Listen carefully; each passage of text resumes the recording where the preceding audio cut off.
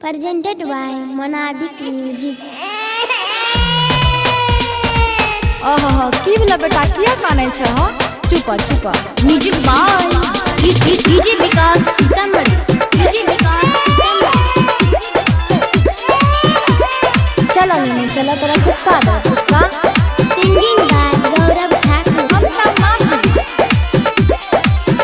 किया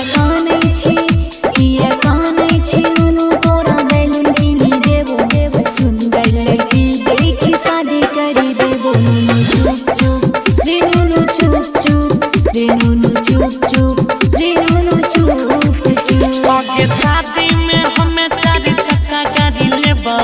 गाड़ी पर बैठी के हॉर्न बजेबो हॉर्न पॉक pock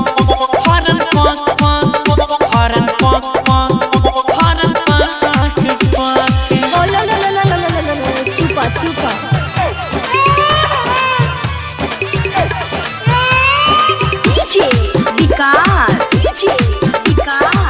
Shri digital audio recording studio Bihariganj Matiyar Kala Sitamarhi मटियार Kala Sitamarhi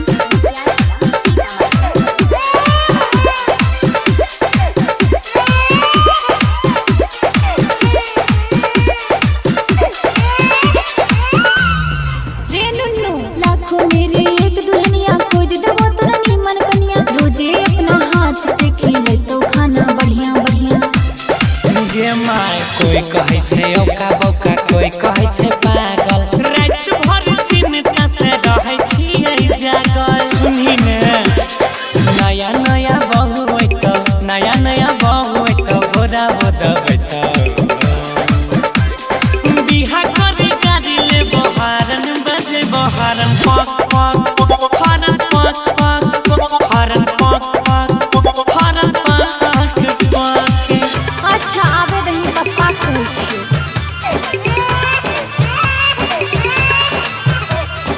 DJ Vikas DJ Shri digital audio recording studio Bihariganj Matiyar Kala Sitamarhi मटियार कला सीतामढ़ी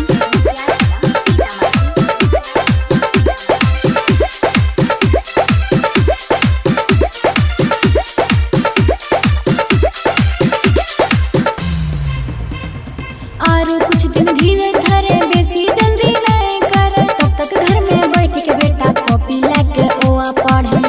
हमें पढ़बो अजय राकेश भैया के बहु बड़ी सुंदर ओकरा देखि के मन भेलै के सुंदर हे गए कहबे केतनो बाबू सोना कहबे केतनो गौरव ने लोभैतो बिहा करी गाड़ी ले बहारन बजे बहारन पक पक हॉर्न पक पक हॉर्न पक पक गे मैया पक पक चुप अबरी बिहे करा देबो रे सुगा हाँ माय Recording by Ajay Star Bihar।